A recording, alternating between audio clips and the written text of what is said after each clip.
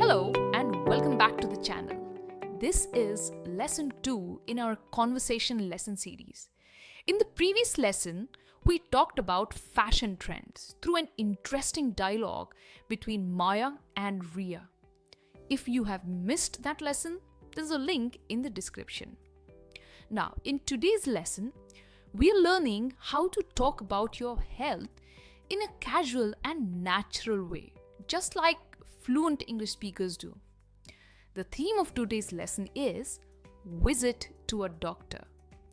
You will listen to a conversation between Ria and her doctor, where Ria explains what she's feeling, but not in a boring or the textbook way. She uses natural English expressions. First, you listen to a dialogue between Ria and her doctor. Pay attention to all the highlighted words and phrases. And even if you don't know all of them, don't worry. I'll explain each one with meaning, examples, and how to use them naturally in everyday speech. Alright, ready to begin? Let's jump into the conversation.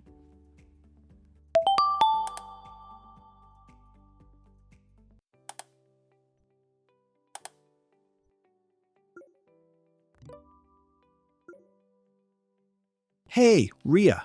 What brings you in today? I've just been feeling really crappy since yesterday, like no energy at all. I see. Any other symptoms? Yeah, I've been totally wiped out. I slept for like 10 hours, but still woke up tired. That does sound exhausting. Anything unusual you ate or did recently? Not really, doctor, but I'm not feeling like myself. Even simple things feel hard. Is there anything else you've noticed? Well, I did throw up once this morning, just out of nowhere. Okay, I see. What about any headaches? Actually, yes, I felt kind of lightheaded when I got out of bed. Let me check a few things. You didn't pass out at any point, right? No, but I felt close to it once, like the room was spinning for a second. Okay, let's check your blood pressure. Can you lie down? Did you enjoy the conversation? Isn't it interesting how Ria used natural expressions to talk about her symptoms? Not the typical I'm feeling unwell or I'm sick. She used natural expressions. Now let's look at the smart words and phrases you heard in the dialogue. I'll explain what they mean and give you some everyday examples so you can start using them confidently.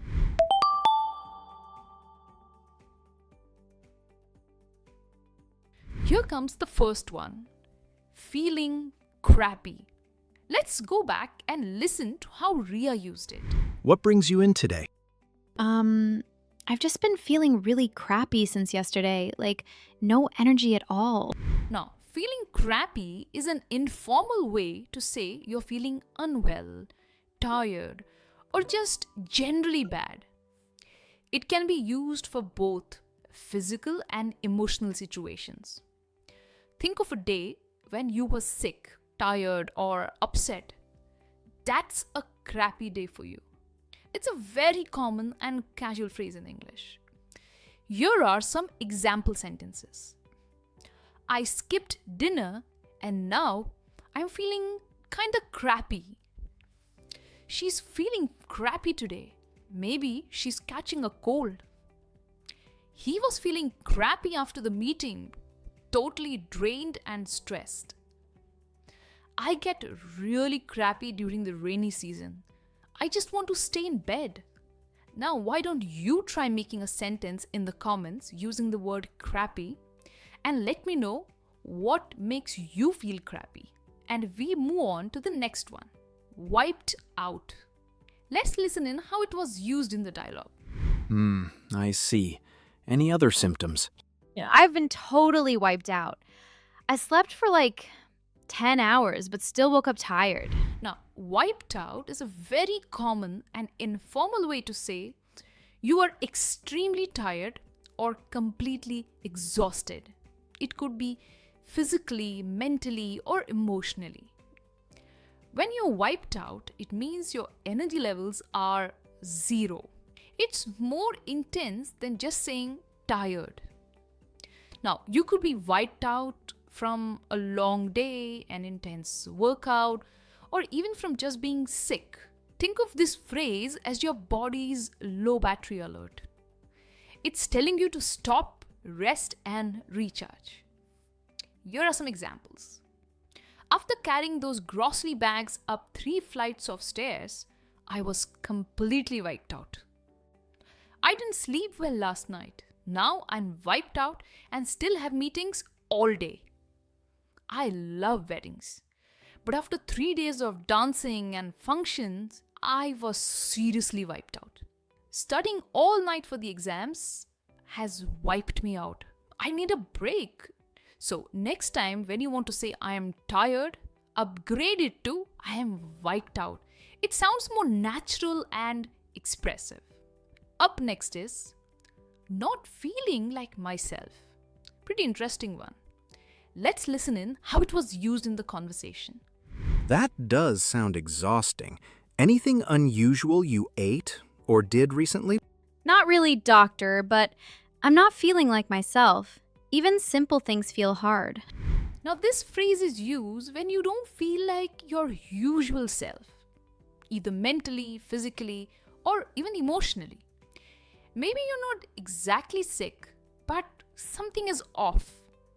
You feel strange, low, or just not your normal self. Now, this could be due to stress, lack of sleep, illness, or even emotional issues.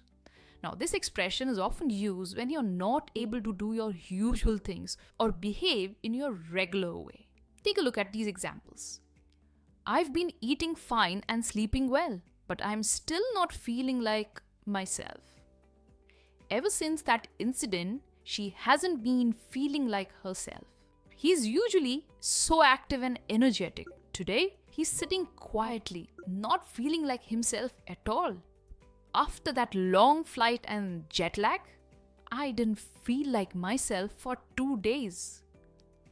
In short, this is a great phrase to use when you want to express something feels off, but you're not sure how to describe it exactly. Well, now it's your turn to use this phrase and write down a sentence in the comments. And we move on to the next one. Throw up.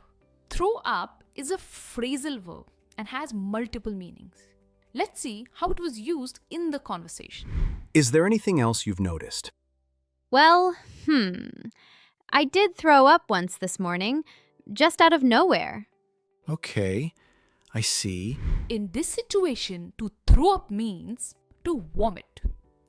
But it's a more casual way of saying it. It's polite enough for everyday conversations, and it's not really a medical term. People usually say throw up instead of vomit because it sounds less serious or, it's easier to say. You can use this with your friends, family, or even with your doctor. In British English, throw up can also mean to construct something quickly, like a wall or a building. Take a look at these examples. I felt so sick on the boat that I almost threw up. She threw up after eating too much at the party. They threw up a few tents before the rain started. This means to build something. I don't know what's going on. I've thrown up twice already today. Now, when you throw up, you may also feel lightheaded. That's our next word, lightheaded. Let's listen once again to see how it was used in the dialogue. Okay, I see. What about any headaches? Actually, yes, I felt kind of lightheaded when I got out of bed. When you say you feel lightheaded, it means you are dizzy, unsteady, or feel like you might faint. It's like your head is floating, spinning, or is disconnected from your body. You're not like fully fainting, but you're almost there. This feeling is common when you skip meals, stand up too fast, or are dehydrated. It's different from being tired. It's more like your brain doesn't feel fully present or your balance feels off. Let's take a look at some examples. I stood up too quickly from the couch and felt lightheaded. She forgot to drink water all day and became lightheaded by evening. After donating blood, it's normal to feel a bit lightheaded. Just rest for a bit. The doctor said my blood pressure is low. That's why I'm feeling lightheaded. So, lightheaded is a subtle way to describe this feeling. It's useful when you want to express it without sounding dramatic. And with that, we move on to our last phrase, pass out. But first, let's listen in. Let me check a few things. You didn't pass out at any point, right? No, but I felt close to it once, like the room was spinning for a second. To pass out means to faint, to suddenly lose consciousness, just for a short period. It usually happens when your brain isn't getting enough oxygen. Maybe due to low blood pressure, shock, stress, or even extreme heat. This phrase is stronger than lightheaded because in this case, you actually black out or fall down. It's commonly used in both medical and casual conversations. Take a look at these examples. I skipped breakfast and almost passed out in the metro. He passed out on stage during the speech, probably nerves. She passed out from standing too long in the sun. Don't ignore if you keep passing out. Go see a doctor. So if you want to sound more natural than just saying faint, use pass out.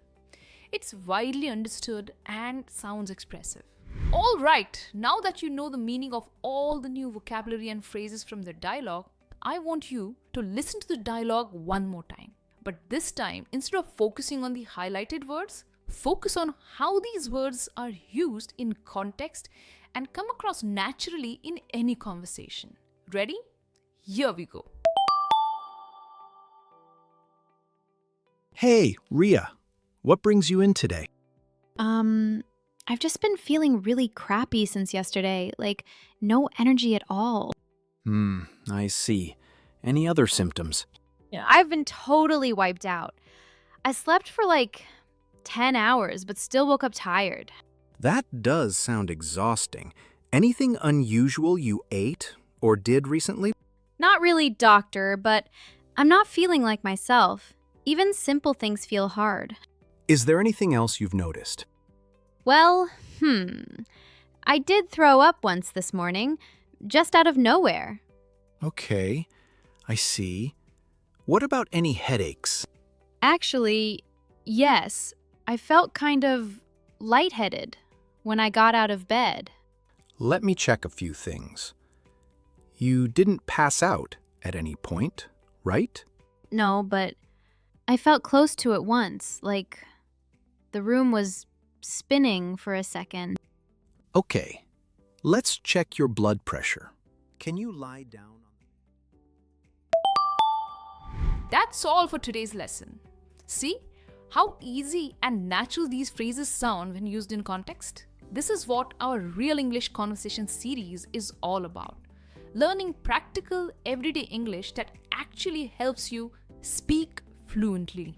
If you like this lesson, don't forget to hit like, subscribe, and keep the bell icon so that you don't miss any of the upcoming lessons. Until next time, keep learning and keep practicing English. Bye for now.